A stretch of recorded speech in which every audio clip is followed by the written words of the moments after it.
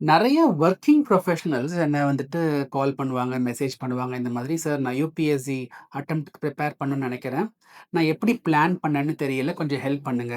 So நீங்க ஒரு working ப்ரொஃபஷனலா இருந்து யுபிஎஸ்சி அட்டெம்ப்ட் குடுக்கணும்னு மனசுல இருக்கு. ஆனா எப்படி பிளான் பண்ணேன்னு ஸ்ட்ரகிள் பண்ணிக்கிட்டு இருந்தீங்கன்னா, இந்த வீடியோ உங்களுக்கு தான். இந்த வீடியோவ நான் 2 பார்ட்டா பிரிச்சுடுறேன். பார்ட் யாருக்குன்னா, வொர்க்கிங் ப்ரொஃபஷனல்ஸ், பிகினர்ஸ். அதாவது யுபிஎஸ்சி இதுக்கு முன்னாடி ப்ரிப்பேர் பண்ணதே இல்ல. நான் ஒரு பிகினரா இருக்கேன். ஆனா வொர்க்கிங் ப்ரொஃபஷனல். எனக்கு ஒரு செல்ஃப் ப்ரிப்பரேஷனுக்கு ஒரு ஸ்ட்ராட்டஜி சொல்லுங்க. அவங்களுக்கு ஃபர்ஸ்ட் பார்ட். செகண்ட் பார்ட் பார்த்தீங்கன்னா, நான் வொர்க்கிங் ப்ரொஃபஷனல் தான். ஆனா நான் பிகினர்லாம் கிடையாது. நான் 1 வாட்டியோ, 2 வாட்டியோ முழுமையா அந்த எக்ஸாம்க்கு படிச்சிருக்கேன். இப்போ வொர்க்கிங் ப்ரொஃபஷனலா நான் மாறியிருக்கேன். நான் எப்படி இந்த எக்ஸாம அப்ரோச் பண்ணேன், எப்படி நான் பிளான் பண்ணேன். ஸோ ஃபர்ஸ்ட் பார்ட் நம்ம டிஸ்கஸ் பண்ணிடலாம். நீங்க ஒரு வொர்க்கிங் ப்ரொஃபஷனல், நீங்க ஒரு ஃப்ரெஷர், நீங்க பிகினர். எப்படி நம்ப வரப்போற யுபிஎஸ்சி சிவில் சர்வீஸ் அட்டெம்ப்ட்ட பிளான் பண்ணலாம்? நான் பிராக்டிகலா சொல்லிடுறேன். ஃபிராங்கா சொல்றேன். ஹானஸ்ட்டா சொல்றேன். 2027 அட்டெம்ப்ட் 1 வருஷத்துலலாம் நீங்க ப்ரிப்பேர் பண்றதுங்கிறது ரொம்ப, ரொம்ப, ரொம்ப கஷ்டம். நம்ம 2028 அட்டெம்ப்ட் தான் நம்ம பிளான் பண்ணணும். நான் என்ன அண்டர்ஸ்டாண்டிங்ல இருக்கேன்னா, என்கிட்ட வந்து மீட் பண்ண most of the working professionals பார்த்தீங்கன்னா, அவங்க ஒரு வாரத்துக்கு ஒரு 40 ஹவர்ஸ் தான் அவங்களால ஒதுக்க முடியுது. மண்டே டூ ஃப்ரைடே ஒரு 4 ஹவர்ஸ் கிடைக்கும். சாட்டர்டே, சண்டே 10 ஹவர்ஸ் கிடைக்கும்னு வச்சுக்கலாமே. ஸோ ஒரு 40 ஹவர்ஸ் உங்களுக்கு ஒரு வாரத்துக்கு கிடைக்குது அப்படிங்கிற பட்சத்தில, கண்டிப்பா நீங்க 1 இயர்ல எல்லாம் படிச்சு முடிச்சிட முடியாது. 2028 அட்டெம்ப்ட் தான் நம்ம பிளான் பண்ணணும். 2027 பிரிலிமினரி எக்ஸாம்க்கு நம்ம ரெடி ஆயிடலாம். நீங்க வேணும்னா அந்த அட்டெம்ப்ட் எழுதி பார்க்கலாம். பட் மெயின்ஸ் ப்ரிப்பரேஷன்ங்கிறது ரொம்பவே சேலஞ்சிங் ஆயிடும். சரி, நம்ம ஃபர்ஸ்ட்டு என்னென்ன சப்ஜெக்ட் படிக்கணும் அப்படின்னு நம்ம தெரிஞ்சுப்போம். பிரைமரியா ஒரு 5 சப்ஜெக்ட் இருக்குங்க. ஃபர்ஸ்ட்டு பார்த்தீங்கன்னா பாலிட்டி, நெக்ஸ்ட் பார்த்தீங்கன்னா ஹிஸ்ட்ரி, அப்புறம் ஜியோகிராஃபி, அப்புறம் என்வைரன்மென்ட், அப்புறம் எக்கானமி, அப்புறம் கரண்ட் அஃபேர்ஸ். சரி, பாலிட்டி நான் எந்த புக்க பார்த்து படிக்க? நான் 2 புக்கு சொல்றேன். நீங்க எதையாவது ஒண்ணு சூஸ் பண்ணிக்கோங்க. லக்ஷ்மிகாந்த், அப்படி இல்லாட்டி பாலிட்டி சிம்ப்ளிஃபைட். அது Rangarajan sir, former IAS officer எழுதின ஒரு புக் இருக்கு. Polity simplified. நீங்க அத நீங்க ஃபாலோ பண்ணலாம். இல்லாட்டி நீங்க லக்ஷ்மிகாந்த் புக் ஃபாலோ பண்ணலாம். 2மே சூப்பரான புக். அது கூட 2 என்சிஆர்டி இருக்கு. இந்தியன் கான்ஸ்டிடியூஷன் அட் வொர்க் அப்படிங்கிற என்சிஆர்டியும், பிளஸ் பொலிட்டிக்கல் தியரி அப்படிங்கிற என்சிஆர்டியும் இருக்கு. இது நீங்க படிக்கணும். இது வந்து பாலிட்டிக்கு. இதே நீங்க ஹிஸ்ட்ரிக்கு எடுத்துட்டீங்கன்னு வைங்களேன், என்சிஆர்டிஸ். அதுல 2 என்சிஆர்டி இருக்குங்க. Old NCERT, new NCERT. 6த் ஸ்டாண்டர்ட்லேருந்தே படிங்க. பொறுமையாவே படிங்க. ஓல்டும் இருக்கும், நியூவும் இருக்கும். 2 ஓல்டு என்சிஆர்டி, நியூ என்சிஆர்டி 2மே எடுத்துக்கோங்க. 2மே உங்களுக்கு ஒரு நல்ல அண்டர்ஸ்டாண்டிங்க குடுக்கும். என்சிஆர்டிய வச்சு நம்ம மேனேஜ் பண்ண முடியும். பட் 6த் டூ 12த் இது வந்து ஹிஸ்ட்ரிக்கு. ஹிஸ்ட்ரி கொஷின்ஸ்லாம் ரொம்ப டஃப்பா போயிட்டுருக்கு. அதுக்காக நம்ம போய் ஒரு 10, 15 ரொம்ப ஹையர் ரெஃபரன்ஸ் புக்லாம் எடுத்து படிச்சோம்னா வொர்த் இல்ல. நம்ம இருக்கிற டைம்ல பிராக்டிகலா தான் நம்ம அப்ரோச் பண்ணணும். இத பண்ணுங்க. ஜியோகிராஃபிக்கு பார்த்தீங்கன்னா, 6த் ஸ்டாண்டர்ட்ல இருந்து அகைன் 12த் என்சிஆர்டி வரைக்குமே போதுமானதா இருக்கும். பட் 6த்லேருந்தே படிக்க ஆரம்பிங்க. நெறைய பேர் சொல்லுவாங்க, 11த், 12த் புக்ஸ் மட்டும் படிச்சா போதுன்ட்டுன்னு. பட் நான் சொல்றேன் 6த்லேருந்தே படிங்க. நல்ல ஃபவுண்டேஷன் கிடைக்கும். என்வைரன்மென்ட்க்குன்னு ஒரு ஸ்பெசிஃபிக் என்சிஆர்டின்னு ஒண்ணும் கிடையாது. ரெஃபரன்ஸ் புக் நான் 2 புக் சொல்றேன். உங்களுக்கு எது விருப்பமா இருக்கோ நீங்க வாங்கி படிங்க. பிஎம்எஃப் பிஎம்எஃப் ஐஏஎஸ்ன்னு நீங்க சர்ச் பண்ணி பாருங்க. அவங்களுடைய என்வைரன்மென்ட் புக் ரொம்ப நல்லாருக்கும். இல்லாட்டி சங்கர் ஐஏஎஸ் அகாடமியோடைய என்வைரன்மென்ட் புக் அதுவும் நல்லாருக்கும். நீங்க இது 2ல ஏதாவது ஒண்ணு நீங்க வாங்கி நீங்க படிக்கலாம். எக்கானமி வரும்பொழுது தான் கொஞ்சம் பார்த்து ஹேண்டில் பண்ணணும். ஏன்னா, ஒரு புக் எல்லாமே இருக்கிற மாதிரி மார்க்கெட்ல இல்ல. நீங்க என்சிஆர்டிய பொறுத்தவரைக்கும் எக்கனாமிக்கு 9த் ஸ்டாண்டர்ட், 10த் ஸ்டாண்டர்ட், 11த் ஸ்டாண்டர்ட் எக்கனாமி என்சிஆர்டிய படிங்க. இங்கிலீஷ் தெரிஞ்சா எல்லாருமே படிக்கலாம். அந்த அளவுக்கு சுலபமா தான் இருக்கும். 12த் என்சிஆர்டி பார்த்தீங்கன்னா, எக்கனாமிக்ஸ்க்கு 2ஆ பிரிஞ்சிருக்கு. மைக்ரோ எக்கனாமிக்ஸ், மேக்ரோ எக்கனாமிக்ஸ்ன்ட்டுன்னு. மைக்ரோ எக்கனாமிக்ஸ் நமக்கு வேண்டாம். மேக்ரோ எக்கனாமிக்ஸ்ல ஒரு சாப்டர் பின்னாடியும் கீ டெர்ம்ஸ்ன்னு இருக்கும். அந்த டெர்ம்ஸ்க்கு அர்த்தம் தெரிஞ்சா போதும். அந்த அளவுக்கு படிச்சா போதும். இது இல்லாம ஒரு புக் சொல்லணும்னா, சங்கர் கணேஷ்ங்கிற ஆத்தர். அவர் ஐஆர்எஸ் ஆஃபீசர். அவர் எழுதின கீ கான்செப்ட்ஸ் அப்படின்னு ஒரு புக் இருக்கு. அந்த புக் ரொம்ப நல்லாருக்கும். பிரிலிமினரி எக்ஸாம்க்கு ரொம்ப யூஸ்ஃபுல்லா இருக்கும். நீங்க அந்த புக் கையில வச்சுக்கலாம். சின்ன புக் தான். அது கூட ரொம்ப முக்கியமானது current affairs, budget and economic survey. இந்த கரண்ட் அஃபேர்ஸ் பேஸ் பண்ணி தான் நெறைய எக்கனாமிக் கொஸ்டின்ஸ் கேட்குறாங்க.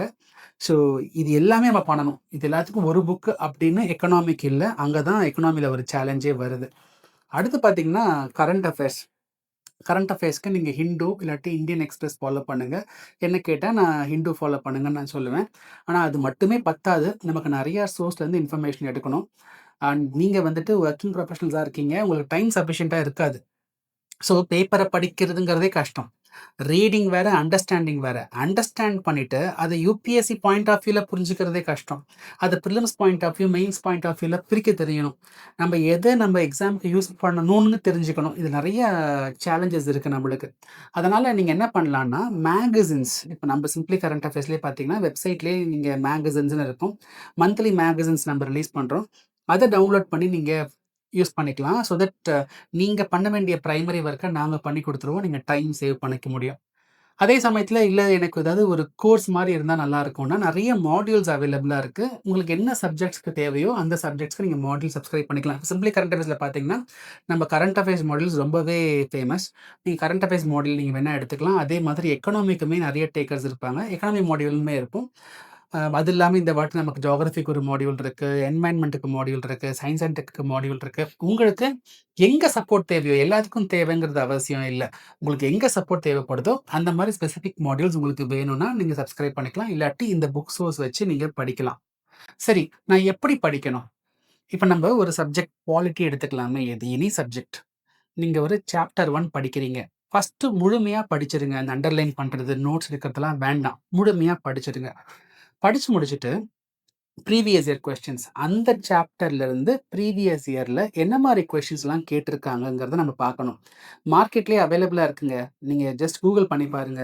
UPSC prelims PYQ questions compilation subject wise, chapter வைஸ்ன்னு போட்டீங்கன்னா, நெறைய இருக்கு. நீங்க ஒண்ணு வாங்கிக்கோங்க. அவங்க பாலிட்டில சாப்டர் வைஸ் கொஸ்டின்ஸ வந்துட்டு அடுக்கி வச்சிருப்பாங்க. ஸோ நீங்க சாப்டர் 1 படிக்கிறீங்க.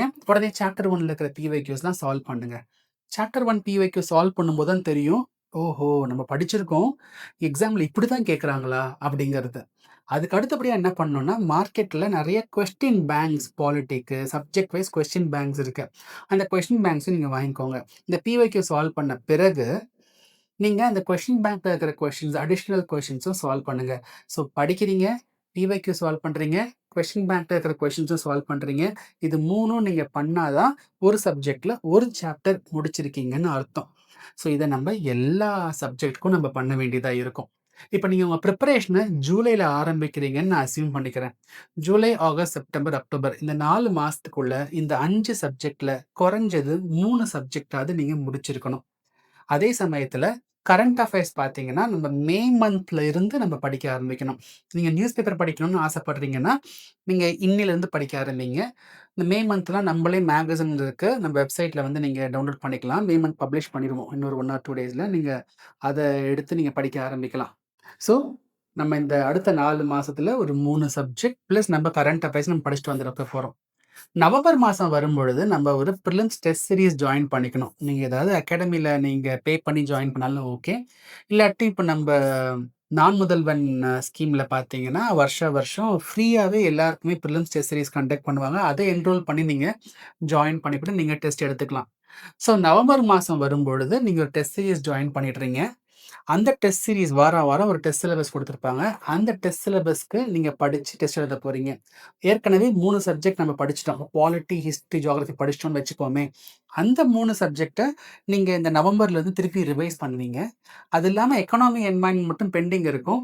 அது அந்த டெஸ்ட் சீரிஸோட டைம் டேபிளோடைய ஸ்பீட்லயே அதையும் நீங்க வச்சு படிச்சு எக்ஸாம அந்த டெஸ்ட்ட வாரம் வர டெஸ்ட்ட நீங்க எழுதுங்க. ஸோ நவம்பர்லேருந்து நம்ம இந்த டெஸ்ட் சீரிஸோடைய ஃப்ளோல போக ஆரம்பிச்சுருவோம். சிசேட். சிசேட்ல உங்களுக்கு ஒரு எக்ஸ்போஷர் இருக்கு அப்படின்னா, பொங்கலுக்கு அப்புறமா ஒரு ஜான்வரி மிடிலுக்கு அப்புறமா நீங்க சிசேட் பிரிப்பரேஷன் ஆரம்பிக்கலாம். இல்ல உங்களுக்கு எனக்கு கொஞ்சம் பயமா தான் இருக்கு அப்படின்னு நினைச்சீங்கன்னா, நவம்பர்ல இருந்தே கூட 2011ல இருந்து 2026 வரைக்கும் வந்திருக்கிற பிரிலிமினரி கொஸ்டின் பேப்பர்ஸ், சிசேட் பேப்பர்ஸ் இருக்கு இல்லையா? அத சால்வ் பண்ணுங்க. உங்களுக்கு ஒரு ஹோல்டு கிடைக்கும். சிசேட்ங்கிறது எல்லாருக்கும் தெரியும். Reading comprehension, logical reasoning and aptitude maths part இத பேஸ் பண்ணி தான் இருக்கும். ஸோ அத பத்தி நான் ஸ்பெசிஃபிக்கா சொல்ல விரும்பல. அந்த பிஒய்க்யூஸ பார்த்து நீங்க பிராக்டிஸ் பண்ண ஆரம்பிங்க. ஸோ ஒரு மே மாசம் வரும்பொழுது பார்த்தீங்கன்னா, நீங்க பிரிலிமினரி எக்ஸாம்க்கு ரெடி. 2027 மே பிரிலிம்ஸ் நீங்க எழுதணும்னா, நீங்க எழுதலாம். நீங்க கிளியர் பண்ணுவீங்க. இந்த நாலேட்ஜ வச்சு கண்டிப்பா நீங்க கிளியர் பண்ண முடியும். ஆனா மெயின்ஸ்க்கு உங்ககிட்ட பிரிப்பரேஷன் அடிக்குவேட்டா இருக்காது. ஸோ நீங்க ஒரு வேள நீங்க அட்டெம்ப்ட் குடுத்து நீங்க பிரிலிம்ஸ் கிளியர் ஆகுற பட்சத்துல, அப்ப என்கிட்ட வாங்க. நான் உங்களுக்கு எப்படி அந்த ஷார்ட் டைம் பீரியட்ல மெயின்ஸ கவர் பண்றதுங்கிறதுக்கான ஒரு பிளான் நான் உங்களுக்கு தரேன். ஸோ இப்போ நம்ம ஜூன் மாதம் 2027 ஜூனுக்கு வந்துட்டோம். அங்கேருந்து நம்ம என்ன சார் பண்ணணும்? 2027 June, July, August, September, October, November 6 மாதம் கூட எடுத்துக்கலாம். அந்த 6 மாதமும் நீங்கள் ஃபோக்கஸ் பண்ண வேண்டியது ஆப்ஷனல் சப்ஜெக்ட் தான். 6 மாதமும் ஆப்ஷனல் சப்ஜெக்ட் தான் நீங்கள் ஃபோக்கஸ் பண்ணணும். ரொம்ப ரொம்ப முக்கியம். உங்கள் கிராஜுவேஷன்லேயே நீங்க அந்த ஆப்ஷனல் சப்ஜெக்ட்ட படிச்சிருக்கீங்க. சார் நான் வந்து ஜூவாலஜி படிச்சிருக்கேன் சார். நான் வந்து எம்எஸ்சி ஜூவாலஜி பண்ணியிருக்கேன். நான் ஜூவாலஜி ஆப்ஷனல் தான் எடுக்கிறேன்னா பிரச்சனை இல்ல. பட் நீங்க படிச்சிருக்கிறது இன்ஜினியரிங். நீங்க ஒரு சோஷியாலஜியோ, சைக்காலஜியோ அந்த மாரி எடுக்க போறதா இருந்தீங்கன்னா, தயவு செய்து ஒரு கோர்ஸ் ஜாயின் பண்ணிருங்க. அங்கலாம் நீங்க செல்ஃப் ப்ரிப்பரேஷன்க்குள்ள போய் மாட்டிக்காதீங்க. ஒரு நல்ல மென்டார் உங்களுக்கு வேணும் ஆப்ஷனலுக்கு. ஒரு கோர்ஸ் ஜாயின் பண்ணிருங்க. ஒரு 6 மாசம் கூட எடுத்துக்கோங்க. அந்த சமயத்துல நீங்க ஆப்ஷனல ஃபுல்லா முடிக்கிறீங்க. கரண்ட் அஃபேர்ஸ் ப்ரிப்பரேஷன்ங்கிறது தினமும் போயிட்டே இருக்கணும். அது அது எண்டே இல்ல. நீங்க எக்ஸாம் பாஸ் பண்ற வரைக்கும் நீங்க கரண்ட் அஃபேர்ஸ் படிச்சுக்கிட்டே இருக்கணும். அதெல்லாம் மாறிக்கிட்டே இருக்கும். ரைட். ஸோ ஆப்ஷனல் நீங்க ஆப்ஷனல் முடிச்ச பிறகு ஒரு நவம்பர் மாசம் வரும்போது நீங்க ஆப்ஷனல் முடிச்சிருக்கீங்க. அண்ட் பேரலலி 2027 நவம்பர்ல என்ன பண்ணுவாங்கன்னா, 2028 பிரிலிம்ஸ்க்கான டெஸ்ட் சீரிஸ் லான்ச் பண்ணிருவாங்க. அந்த டெஸ்ட் சீரிஸ் நீங்க நான் முதல்வனோ இல்ல நீங்க வேற ஏதாவது ஜாயின் பண்ணணும் நீங்க ஜாயின் பண்ணிக்கலாம். ஜாயின் பண்ணிட்டு ஒன்ஸ் அகைன் நம்ம ஏற்கனவே பண்ணினோம் இல்லையா பிரிலிம்ஸ்க்கு, அதையே திருப்பி ரிப்பீட் பண்ண போறீங்க. பட் இந்த வாட்டி உங்களுக்கு அது புதுசு கிடையாது. நீங்க ஏற்கனவே படிச்சது தான். நீங்க ரிவைஸ் தான் பண்ண போறீங்க. ஸோ நம்ம என்ன பண்ண போறோம்னா, அந்த நவம்பர், டிசம்பர், ஒரு ஜனவரி பொங்கல் வரைக்கும் நம்ம என்ன பண்ணுவோம்னா, நம்ம பிரிலிமினரி டெஸ்ட்டுக்கும் படிப்போம். அலாங் வித் தட் எத்திக்ஸ் இருக்கு இல்லையா? அந்த எத்திக்ஸ் கொஞ்சம் படிச்சு முடிச்சிடலாம். அதே மாதிரி சில ஸ்பெசிஃபிக் யுபிஎஸ்சி மெயின்ஸ்ல மட்டுமே கேட்கிற சப்ஜெக்ட்ஸ் இருக்கு. Indian society, world history, social justice, governance இந்த மாதிரிலாம். அந்த மாதிரி சப்ஜெக்ட்ஸுமே நம்ம அந்த நவம்பர், டிசம்பர், ஜனவரிக்குள்ள நம்ம முடிச்சிடலாம். ஜனவரி மிடில்ல இருந்து திருப்பியும் ஒன்லி பிரிலிம்ஸ்குள்ள நம்ம போயிடணும். சிசாட் அண்ட் பிரிலிம்ஸ் பிராக்டிஸ் தான். ஸோ 2028 மே மாதம் நீங்கள் ப்ரிலிமினரி எக்ஸாம் கொடுப்பீங்க. கண்டிப்பாக கிளியர் பண்ணுவீங்க. அங்கேருந்து ஒரு 70, 80 டேஸ் இருக்கும் நம்மளுக்கு மெயின்ஸ் கொடுக்கறதுக்கு. அந்த டைம் பீரியடில் ஏதாவது விட்டு போன பார்ட் மெயின்ஸில் இருந்தால் அது நம்ம படிப்போம். அது இல்லாமல் ஃபுல்லாக டெஸ்ட் எழுத போகிறோம். Optional test, essay test, GS test நம்ம எழுதி நம்ம 2028 மெயின்ஸை சக்ஸஸ்ஃபுல்லாக கொடுப்போம். ஸோ இதுதான் ஒரு ஓவராலான broad timeline for working professional freshers. சரி, இப்போ நம்ம அடுத்த பார்ட்டுக்குள்ள போகலாம். அதாவது ஒர்க்கிங் ப்ரொஃபஷனல் தான், ஆனால் ரிப்பீட்டர்ஸ். நீங்கள் ஆல்ரெடி படிச்சிருக்கீங்க அப்படின்னா பிரச்சனையே இல்லை. நம்ம 2027 அட்டம்ப்டே நம்ம ஃபோக்கஸ் பண்ணிடலாம். நீங்கள் என்ன பண்ணணும்? இங்கே இருந்து இப்போ ஜூலைலேருந்து எடுத்துக்கலாமா? July, August, September, October, November. ஒரு நவம்பர் மிட் வரைக்கும் வச்சுக்கோங்க. அது வரைக்கும் நீங்கள் ஆப்ஷனலுக்கு தான் ஸ்பெண்ட் பண்ணணும். கரண்ட் அஃபேர்ஸ் படிங்க, ஆப்ஷனல் படிங்க. சரிங்களா? ஏன்னா ஆப்ஷனல் இப்போ விட்டோம்னா அப்புறம் படிக்க முடியாது. மிட் ஆஃப் நவம்பர்லேருந்து ப்ரிலிம்ஸ் டெஸ்ட் சீரிஸ். அந்த ப்ரிலிம்ஸ் டெஸ்ட் சீரிஸ் நீங்கள் படிக்கும் பொழுதே, ஃபார் எக்ஸாம்பிள் இப்போ இந்த வாரம் நவம்பரில் நீங்கள் ஒரு ப்ரிலிம்ஸ் டெஸ்ட் சீரிஸ் ஜாயின் பண்ணிட்டீங்க. முதல் வாரம் பாலிட்டி டெஸ்ட்னு வச்சுக்கலாமே. அந்த பாலிட்டி ப்ரிலிம்ஸ்க்கும் படிங்க, மெயின்ஸ்க்கும் படிங்க. அடுத்த வாரம் ஹிஸ்ட்ரி டெஸ்ட்னா ஹிஸ்ட்ரி ப்ரிலிம்ஸ்க்கும் படிங்க, ஹிஸ்ட்ரி மெயின்ஸ்க்கும் படிங்க.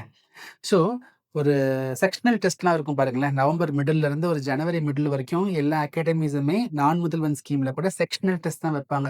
அந்த செக்ஷனல் டெஸ்ட் 2 மாசம் போகும். அந்த 2 மாசத்துக்குள்ள பாலிட்டியோடைய ப்ரிலிம்ஸும் மெயின்ஸும், ஹிஸ்ட்ரியோடைய ப்ரிலிம்ஸும் மெயின்ஸும், ஜியோகிராஃபியோட ப்ரிலிம்ஸும் மெயின்ஸும், என்வாயன்மெண்ட் ப்ரிலிம்ஸும் மெயின்ஸையும் படிச்சிருங்க.